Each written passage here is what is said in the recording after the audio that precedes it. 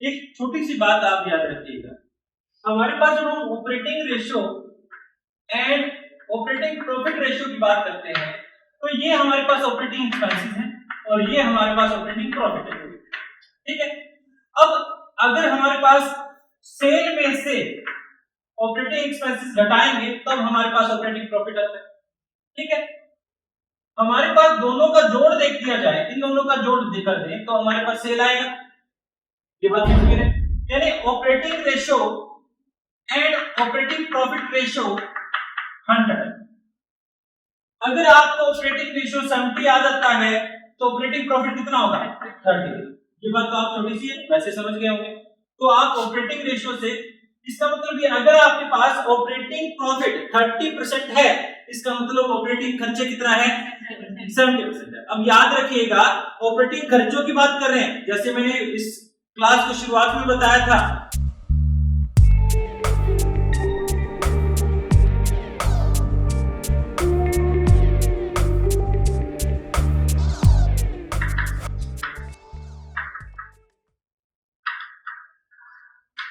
जब हम profitability ratio की बात कर रहे थे, प्रॉफिटेबिलिटी रेशियो में एक रेशियो है ऑपरेटिंग प्रॉफिट रेशियो, या मैं ऑपरेटिंग रेशियो की बात करता हूं, operating ratio.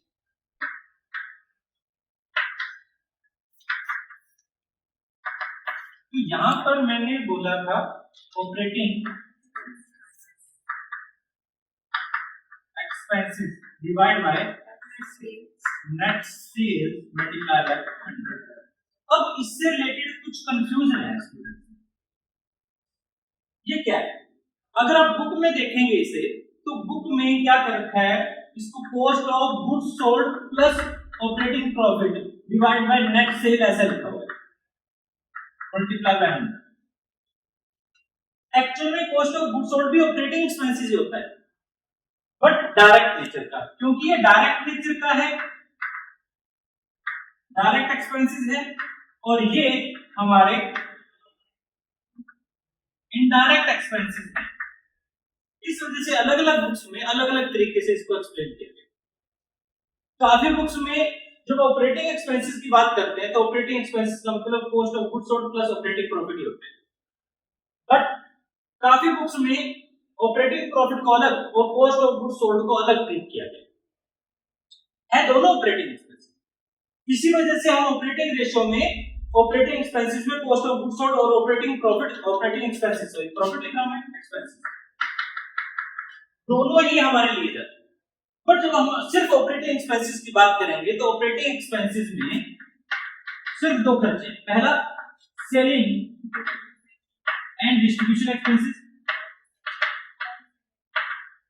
And office and admin expenses.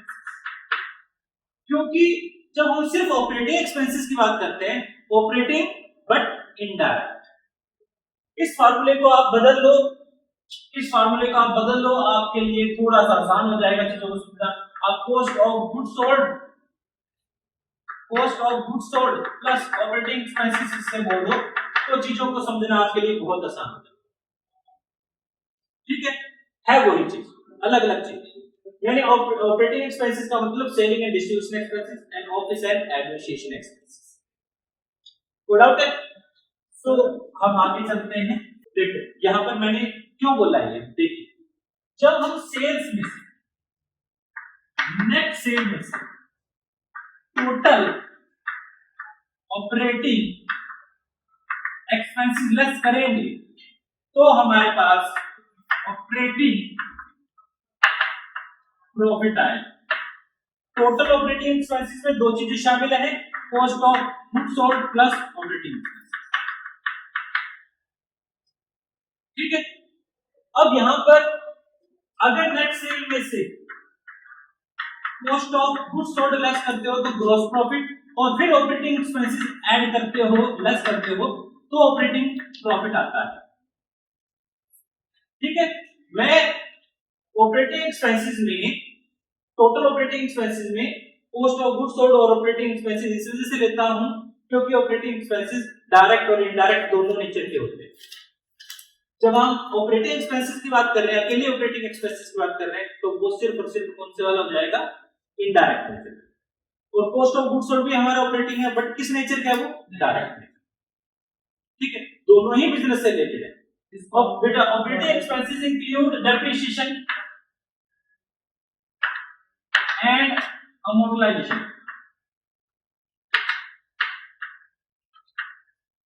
Expenses.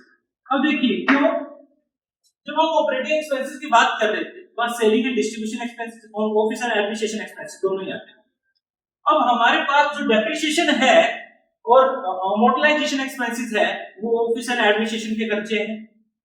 ठीक है, जब हमारी कोई एसेट लगातार यूज होती है तो हमारी एसेट की वैल्यू जितनी हम कम करते हैं उसको हम डेप्रिसिएशन कहते हैं। Continuing gradual decrease in the value of fixed asset, tangible fixed asset depreciation कहलाएगा। और जब इंटेंजिबल एसेट्स को हम रिड्यूस करते हैं, रिटर्न ऑफ करते हैं, उसको अमोर्टाइजेशन कहते हैं। तो ये दोनों ही हमारे सेलिंग एंड डिस्ट्रीब्यूशन एक्सपेंसेस में ऑलरेडी आते हैं। अब आपने एक चीज पूछी थी, इंटरेस्ट ऑन लोन, ये बेटा हमारा फाइनेंशियल नेचर का खर्चा होता है, क्योंकि बिजनेस ने पैसा इकट्ठा किया, बिजनेस पैसा इकट्ठा कर रहा है, उस पर कुछ खर्च कर रहा है, तो ये हमारे ऑपरेटिंग खर्चों में नहीं आता, ये फाइनेंशियल एक्सपेंसेस में आता है। आप कैश फ्लो स्टेटमेंट जब करोगे आपको और ज्यादा क्लियरिटी आएगी। ठीक है, ये फाइनेंशियल नेचर का खर्चा है, ये ऑपरेटिंग नेचर का खर्चा नहीं। क्वेश्चन जैसे डिवेंचर पर दिए जाने वाला इंटरेस्ट भी जो है वो भी हमारे पास ऑपरेटिंग नेचर का नहीं होता, वो भी फाइनेंशियल नेचर का होता है। ठीक है, क्वेश्चन जैसे इन्होंने 103 क्वेश्चन है, प्रैक्टिकल क्वेश्चन, तो इन्होंने क्वेश्चन पूछा है revenue from operation calculate operating profit ratio, operating profit ratio निकालना है। रेवेन्यू फ्रॉम ऑपरेशन यानी सेल्स दिया गया, हमें ग्रॉस प्रॉफिट दिया गया 40% ऑफ कॉस्ट।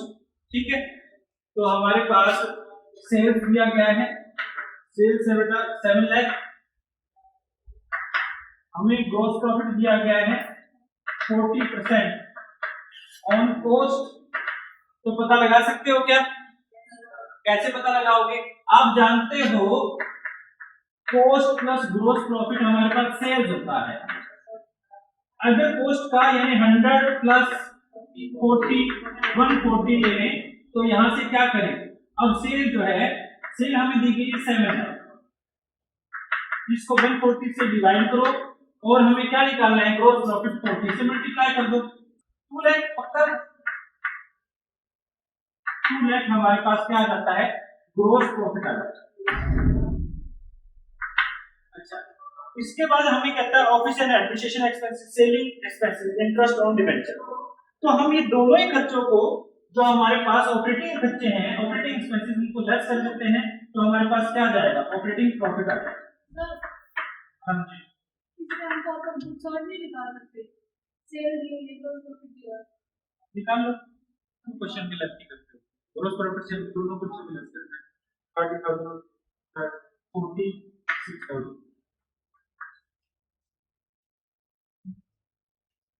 एक स्टेप कम हो जाएगा ना, तो कितना बच जाता है बेटा, 1,54,000 हमारे पास ऑपरेटिंग प्रॉफिट आ गया। तो ऑपरेटिंग प्रॉफिट जो है 1,54,000 divide by net cell, question में 7 लाख दिया गया है, ये हमारे पास ऑपरेटिंग प्रॉफिट रेशियो हो जाएगा मल्टीप्लाई बाय 100, कितना आ जाता है 22।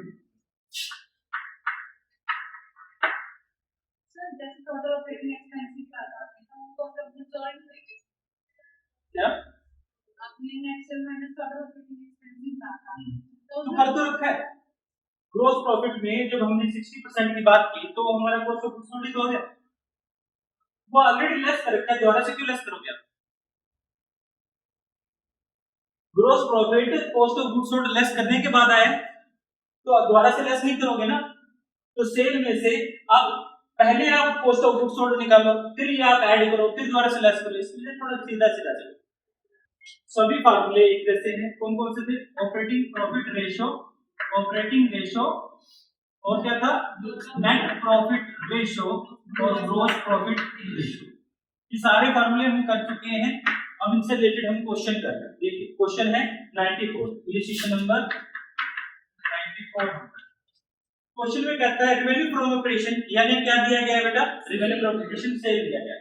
अब सेल हमें दिया गया है, हम जानते हैं cost of goods sold plus gross profit equal to net sale होता है। और हमें क्वेश्चन में ये भी देता है ग्रॉस प्रॉफिट कॉस्ट का 25% है।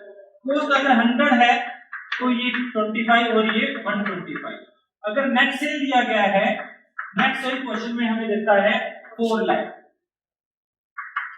तो क्या आप कॉस्ट ऑफ गुड्स सोल्ड या ग्रॉस प्रॉफिट निकाल सकते हो?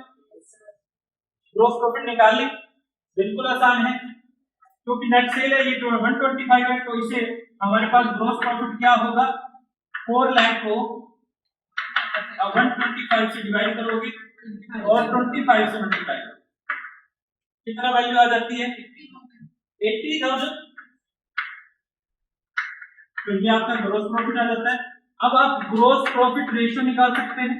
Gross profit 80,000 divide by net cell, जो कि हमें क्वेश्चन में 4 लाख दिया गया था ऑलरेडी, मल्टीप्लाई बाय 100 कर लेते हैं, तो वैल्यू कितनी आ जाएगी हमारे पास? 20% आ जाएगी। तो इस तरह से ग्रॉस प्रॉफिट जो है 20% और 80% क्या है? कॉस्ट है। किसका? नेट सेल का। ठीक है, इस तरह से आप बड़ी आसानी से कर लोगे। क्वेश्चन देखिए, हमारे पास 97 क्वेश्चन कर रहे हैं अभी। 97 क्वेश्चन,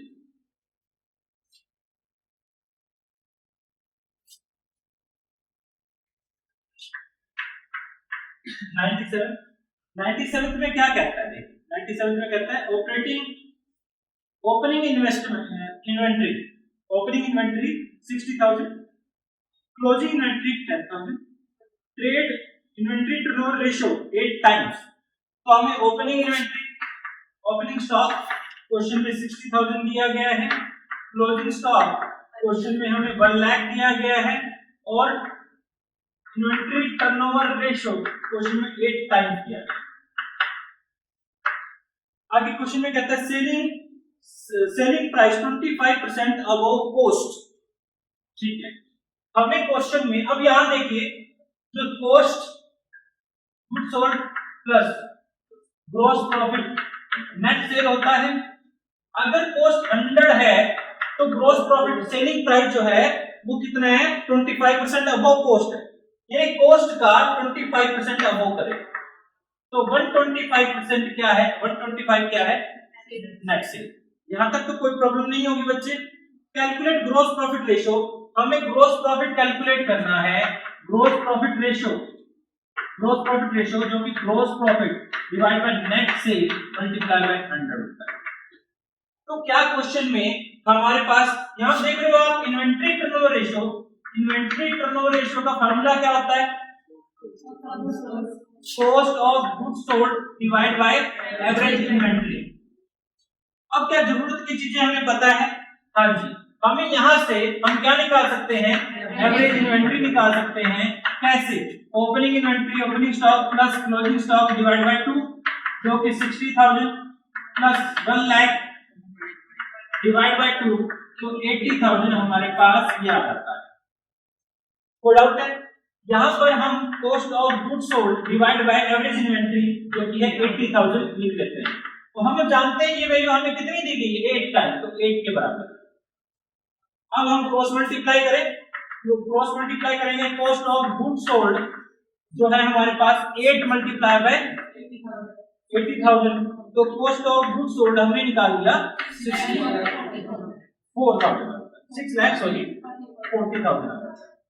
अब यहां पर हम जानते हैं हमारे पास कॉस्ट ऑफ गुड्स सोल्ड 100 माना हुआ है, तो क्या हम यहां पर नेट सेल निकाल सकते हैं? तो नेट सेल हमारे पास क्या हो जाएगा? 6,40,000 डिवाइड बाय 100 मल्टीप्लाई बाय 125। ठीक है, तो हम यहां से वैल्यू हमें पता लग जाती है। नेट सेल की वैल्यू कितनी आ जाएगी हमारे पास? क्वेश्चन में 8 लाख आ जाती है। 8 लाख आ गई। अब हम क्या कर सकते हैं? ग्रॉस प्रॉफिट रेशियो निकाल सकते हैं। हमने ग्रॉस प्रॉफिट पहले निकाल रखा है। क्या क्वेश्चन में दिया गया ग्रॉस प्रॉफिट? नहीं दिया गया, वो भी निकाल सकते हैं। यहीं से हम निकाल सकते हैं ग्रॉस प्रॉफिट। हमने नेट ग्रॉस प्रॉफिट, हमने cost of goods sold minus cost of goods sold. तो हम यहाँ पे क्या करें? अब जो ग्रॉस प्रॉफिट बनेगा net sales minus cost of goods sold. आप इस तरीके से भी निकाल सकते हो, इसको 100 से मल्टीप्लाई करके, इसको 25 से मल्टीप्लाई करके भी निकाल सकते हो। अब ऐसे भी निकाल सकते हैं, ये आसान है ज्यादा हमारे लिए।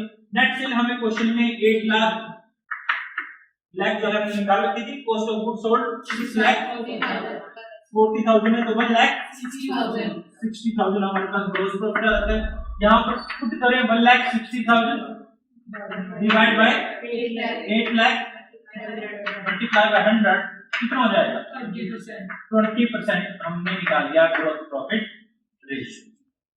इस तरह से बहुत ही आसानी तरीके से हमने ये कैलकुलेट। क्वेश्चन हमारे जो है ऑपरेटिंग रेशियो से जुड़े हुए हैं।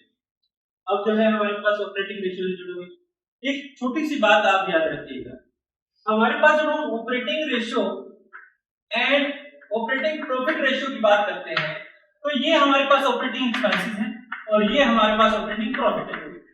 ठीक है, अब अगर हमारे पास सेल में से ऑपरेटिंग एक्सपेंसेस घटाएंगे तब हमारे पास ऑपरेटिंग प्रॉफिट आता है। ठीक है, हमारे पास दोनों का जोड़ देख दिया जाए, इन दोनों का जोड़ कर दें तो हमारे पास सेल आएगा। ये बात क्लियर है, यानी operating ratio and operating profit ratio 100। अगर आपको ऑपरेटिंग रेशियो 70 आ जाता है तो ऑपरेटिंग प्रॉफिट कितना होगा 30। ये बात तो आप थोड़ी सी वैसे समझ गए होंगे। तो आप ऑपरेटिंग रेशियो से, इसका मतलब ये अगर आपके पास ऑपरेटिंग प्रॉफिट 30% है, इसका मतलब ऑपरेटिंग खर्चे कितना है 70% है। अब याद रखिएगा ऑपरेटिंग खर्चों की बात कर रहे हैं, जैसे मैंने इस क्लास की शुरुआत में बताया था कि यहाँ पर कॉस्ट ऑफ गुड्स सोल्ड भी तो हम लेस कर चुके होंगे ना, तो ऑपरेटिंग खर्चों में दोनों ही चीजें आ जाती हैं, कॉस्ट ऑफ गुड्स सोल्ड भी आ जाता है और हमारे पास जो भी ऑपरेटिंग एक्सपेंसेस है वो भी आ जाता है। ठीक है, ये बात याद रखिएगा। तो calculate operating ratio for the following information. जब ऑपरेटिंग रेशियो बोला गया तो ऑपरेटिंग रेशियो का मतलब है ऑपरेटिंग एक्सपेंसेस। क्वेश्चन में net revenue from operation, cash revenue from operation, तो हमारे पास नेट रेवेन्यू फ्रॉम ऑपरेशन और कैश रेवेन्यू फ्रॉम ऑपरेशन दिया गया है। ग्रॉस प्रॉफिट रेशियो भी देता है, selling and distribution expenses, depreciation and loss on sale of plant भी देता है। अब याद रखिएगा loss on sale of plant जो है वो हमारा नॉन ऑपरेटिंग एक्सपेंसेस है। ठीक है, इसका ऑपरेटिंग से कोई भी लेना देना नहीं है। डेप्रिसिएशन भी हमारा कैसा खर्चा है ऑपरेटिंग एक्सपेंसेस ही है। तो क्वेश्चन में हमें जो सबसे पहले हमें निकालना है operating ratio. Operating ratio operating expenses divide by net cell. यहाँ पर जो ऑपरेटिंग एक्सपेंसेस है cost of goods sold plus operating expenses, ये दो चीजें हैं। तो हमें जो डाटा दिया गया है, डाटा जो देता है उसके अकॉर्डिंग हम क्या कॉस्ट ऑफ गुड्स सोल्ड निकाल सकते हैं, नेट रेवेन्यू फ्रॉम ऑपरेशन और कैश रेवेन्यू फ्रॉम ऑपरेशन और ग्रॉस प्रॉफिट रेशियो भी देता है। नेट रेवेन्यू फ्रॉम ऑपरेशन यानी हमारे पास क्या दिया गया है नेट सेल दिया गया। क्वेश्चन में नेट सेल हमें देता है जो क्वेश्चन में है 1 लाख, और उसके बाद ग्रॉस प्रॉफिट देता है, ग्रॉस प्रॉफिट रेशियो जो है 20% है। ठीक है, तो कॉस्ट कितना हो जाएगा, कॉस्ट ऑफ गुड्स सोल्ड कितना हो जाएगा 80% हो जाएगा सेल का।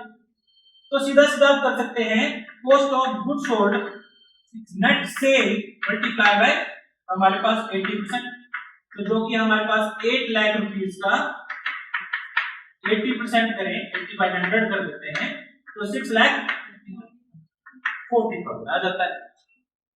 कोई डाउट नहीं है, कॉस्ट ऑफ गुड्स सोल्ड निकाल लिया। अब क्वेश्चन में हमें ऑपरेटिंग एक्सपेंसेस भी कहता है, बड़ा ही आसान है operating expenses, office and selling expenses and depreciation, तो दो ही खर्चे हैं। यहाँ पर हमारे पास एडमिनिस्ट्रेशन एक्सपेंसेस नहीं दिए गए, तो ऑपरेटिंग एक्सपेंसेस में आप ऑफिस एंड सेलिंग एक्सपेंसेस जो कि क्वेश्चन में 60,000 देता है और दूसरा डेप्रिसिएशन जो है जो कि 20,000 देता है, तो ऑपरेटिंग एक्सपेंसेस 80,000 आ जाते हैं। तो अब यहाँ पर cost of goods sold 6,40,000 and divide by net cell 8 lakh multiply by 100, तो वैल्यू आ जाती है हमारे पास, कितनी वैल्यू आ जाती है बेटा 90%। इसका मतलब ये है ऑपरेटिंग रेशियो जो है, ऑपरेटिंग एक्सपेंसेस जो है टोटल सेल का 90% है, तो 10% क्या है ऑपरेटिंग प्रॉफिट। इस सेक्टर का हमारे पास लास्ट रेशियो है रिटर्न ऑन इन्वेस्टमेंट।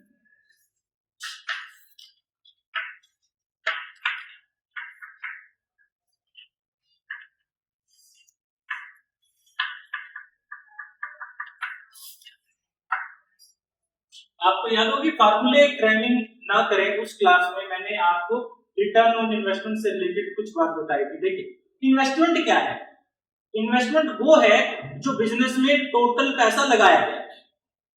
जो पैसा बिजनेस में लगाया गया है, चाहे हम खुद के फंड से लगा रहे हैं, चाहे हम बोरोड फंड से लगा रहे हैं, उस पैसे को हम क्या कहते हैं, कैपिटल एम्प्लॉयड कहते हैं।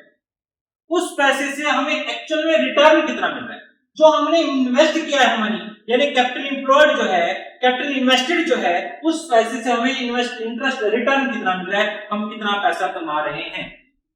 जो पैसा हम कमा रहे हैं, हम कब की बात कर रहे हैं, टैक्स के बाद की या टैक्स से पहले?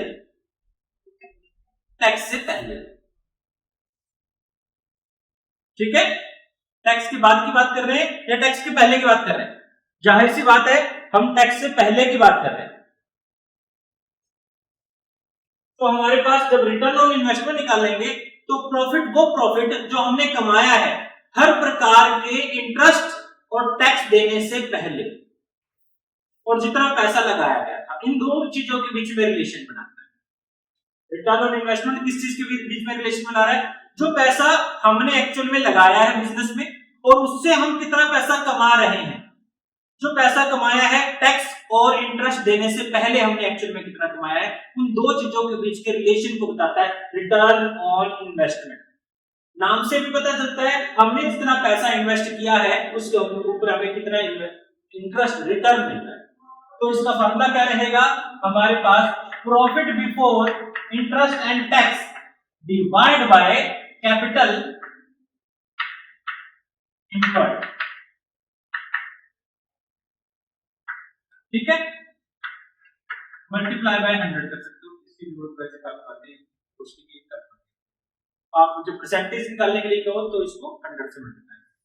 अब देखिए कैपिटल एम्प्लॉयड आप जानते हैं, पिछली क्लासेस में हमने देखा है, ठीक है। तो कैपिटल एम्प्लॉयड क्या है? कैपिटल एम्प्लॉयड का मतलब है वो पैसा जो बिजनेस में लगाया गया है, यानी equity plus long term liabilities. इसमें हमारे पास दो चीजें आती हैं, long term borrowings and long term investments. Capital employed को आप एक और तरीके से निकाल सकते हो, total asset minus current liabilities, या फिर आप इसको एक और तरीके से बोल सकते हो, fix asset plus current asset minus current liabilities, या फिर इसको एक और तरीके से बोल सकते हो, इन दोनों को देखें वर्किंग कैपिटल है तो fix asset plus working capital. तो हमारे पास ये सारे ही फार्मूले कैपिटल एम्प्लॉयड के हैं, ठीक है। और profit before interest and tax, अगर आपको profit after interest and tax दिया गया हो तो पहले आप क्या ऐड करोगे? टैक्स। बच्चे टैक्स याद कीजिए, टैक्स आखिर में हमारे पास लेस किया जाता है, तो सबसे पहले जोड़ा किया जाएगा। मान लीजिए आप 10 लाख रुपए प्रॉफिट कमाते हो, ये आपका प्रॉफिट था। किससे पहले? Profit before interest and tax, आपने इसमें से लेस कर दिया इंटरेस्ट। मान लीजिए 2 लाख रुपए आपने इंटरेस्ट लेस कर दिया, आपके पास 8 लाख रुपए बच जाते हैं। आप इसमें से लेस कर देते हो टैक्स। टैक्स अंतिम भुगतान होता है, लास्ट पेमेंट होती है सरकार को जो हम टैक्स देते हैं उसकी हम बात कर रहे हैं। मान लीजिए 50% टैक्स था, तो 50% टैक्स यानी 4 लाख रुपीस आपने टैक्स पे कर दिया, आपके पास 4 लाख रुपीस बचते हैं। तो ये क्या है आपका profit after interest and tax. अगर आपको ये वैल्यू ये निकालनी हो इससे, तो आप क्या करेंगे? जो सबसे आखिर में किया है उसको पहले ऐड करेंगे, फिर आप क्या करेंगे? इंटरेस्ट ऐड करेंगे, फिर आपका profit before interest and tax आएगा। ये ऐड करने का तरीका क्या है? मान लीजिए अब आपको ये बताया गया है कि हमारे पास में ये वैल्यू नहीं बताता, मान लीजिए आपको ये वैल्यू नहीं बताया गया, आपको बताता है profit after interest and tax 4 lakh है और आपका इंटरेस्ट जो है 2 लाख। तो आप कैसे कैलकुलेट करेंगे? देखिए जो profit after interest and tax है, टैक्स 50% है, तो नॉर्मली प्रॉफिट जो है वो 100% है, इसमें से टैक्स लेस कर दिया गया है, तो बचा हुआ भी 50% हो गया। तो आप इसको 50 से डिवाइड करो और 100 से मल्टीप्लाई करो, कितना आ जाएगा? 8 लाख। तो 8 लाख वो वैल्यू है जो हमारे पास profit after interest but before tax. इसमें अब आप क्या ऐड करोगे 8 लाख में, इंटरेस्ट भी ऐड कर दोगे जो कि 2 लाख है, तो वैल्यू आ जाएगी 10 लाख। तो आप उसी तरह से दोबारा से क्या कैलकुलेट कर लेते हो, profit before interest and tax. तो पहले आपने टैक्स ऐड करना है और फिर आपने इंटरेस्ट ऐड करना है। तो आप कहीं घूमने के लिए जाते हो, पहले दिल्ली जाते हो फिर आगरा जाते हो, वापस आओगे पहले दिल्ली फिर यहां पर आप पहुंच पाओगे। सेम उसी तरह से जो लास्ट में आपने डिडक्ट किया है उसको सबसे पहले आप ऐड करोगे जब आप रिवर्स आते हो। ठीक है, तो ये आपका फार्मूला है return on investment profit before interest and tax divide by capital employed. ठीक है।